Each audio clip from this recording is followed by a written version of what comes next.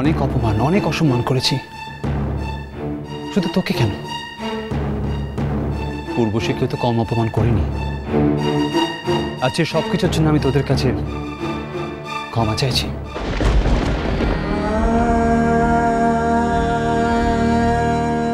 তোর বিনু মামাকে তুই ক্ষমা করতে পারবি না? কাজল, তোর মা না হয় তার দাদাকে ক্ষমা না করে পারবে না, কিন্তু তুই? তবে আজ কিন্তু আমি শুধু ক্ষমা চাইতে আসিনি কাজল, আমি এসেছি তোদের লড়াইতে তোদের সাথ দিতে।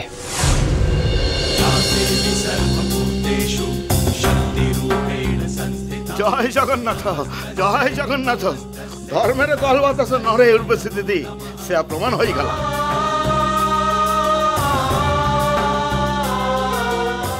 কাজল, সূর্য পানিগ্রাহী যে তোর বাবা, সেটা আগে গোটা দুনিয়াকে জানাতে হবে।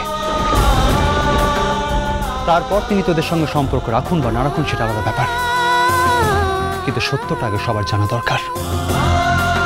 এটা না জানানোটা অন্যায়, এটা উনি কখনো করতে পারেন না। তিনি যে সত্যি কহেনি,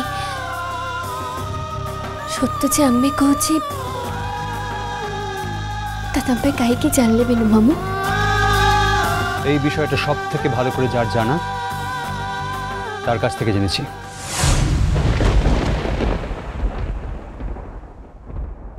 সৃষ্টি মুখার্জির কাছ থেকে।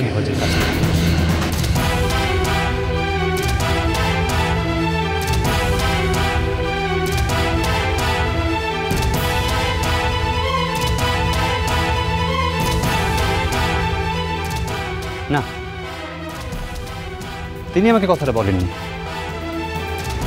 আমি শুনে ফেলেছি।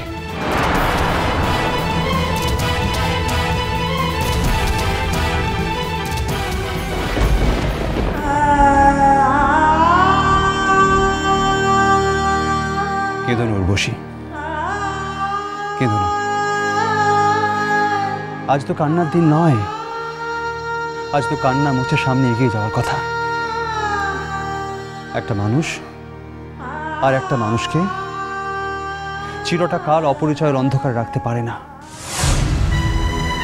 এটা অন্যায়, এটা কাউকে করতে দেওয়া যায় না, সে তিনি যত বড় মানুষ হন না কেন। কাজল, আমি জানি না এই লড়াইটা তোরা একা লড়তে পারবি কিনা। হয়তো পারবি, হয়তো পারবি না, কিন্তু একটা কথা আজ আমি স্পষ্ট করে তোদের বলতে চাই। আমার মতো একটা মানুষ তোদের পাশে এসে দাঁড়ালে এই লড়াইটা একটা অন্য মাত্রা পাবে।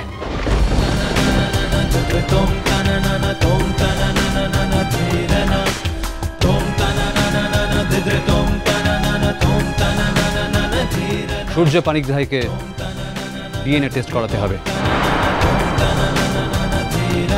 করাতেই হবে, আর এর জন্য তার বিরুদ্ধে আমাদের মামলা লড়তে হবে।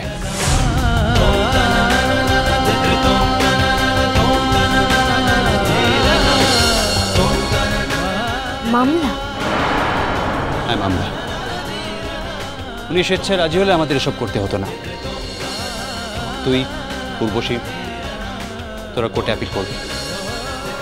তোর স্বীকৃতির জন্য কোর্ট অর্ডার দেবে ডিএনএ টেস্ট করার।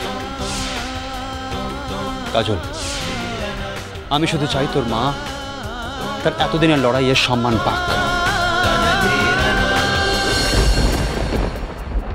তুই তোর প্রকৃত জন্ম পরিচয় নিয়ে বাঁচ, এটা তো একটা মানুষের মৌলিক অধিকার। কাজল, সূর্য পানিগ্রাহী তা তোদের দিতে বাধ্য। গোটা দুনিয়া জানুক যে কাজল মিথ্যে কথা বলেনি, উর্বশী ঠগ নয়।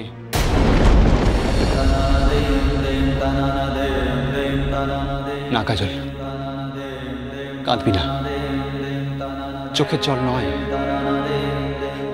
আজ তো আমি তোদের চোখে আগুন দেখতে চেয়েছিলাম। মা, আগুন। এটা শুধু তোর জন্ম পরিচয়ের ব্যাপার নয়, এর সঙ্গে তোর মার স্বীকৃতিও জড়িয়ে আছে। কাজল, এই মেয়েটা অনেক দিন ধরে অনেক লড়াই লড়ছে, এবার ওকেও একটু জিততে দেওয়া উচিত আমাদের। ଏବେ ମୋକେ କ'ଣ କରିବାକୁ ହବ ବିନୁ ମାମୁଁ? ওই যে বললাম, আমাদের প্রথম কাজ এখন কোর্টে যাওয়া। এই পুরো পদ্ধতির মধ্যে আমি থাকতে চাই। কাজল,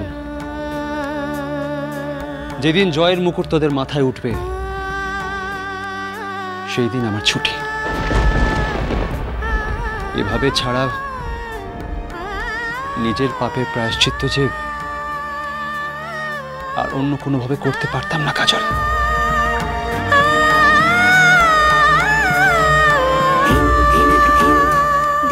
উর্বশী, আমাকে তোমরা থাকতে দেবে না তোমাদের সঙ্গে? বিনু দাদা, বিনু বাবু, কাজল কেঁদো না উর্বশী, কাঁদিস না মা, সব ঠিক হয়ে যাবে।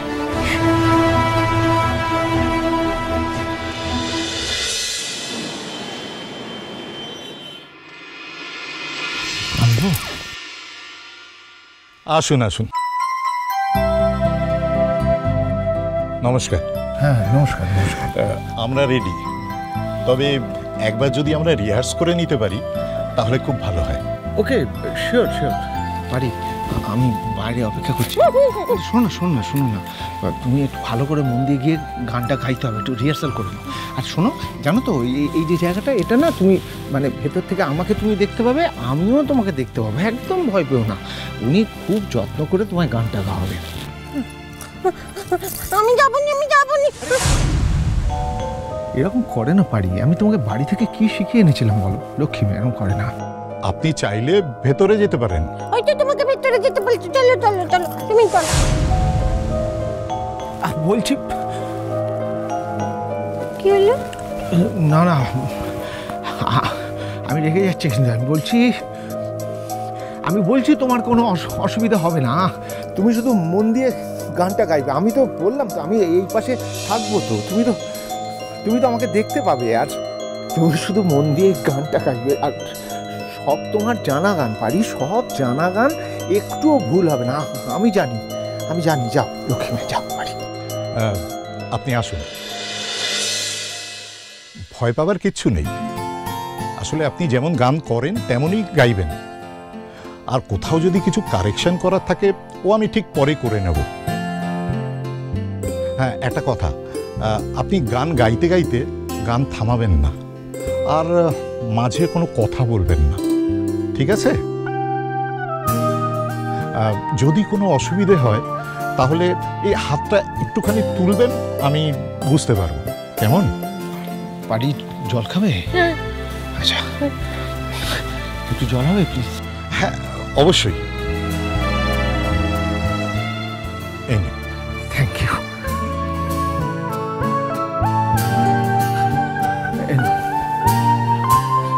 লক্ষ্মী,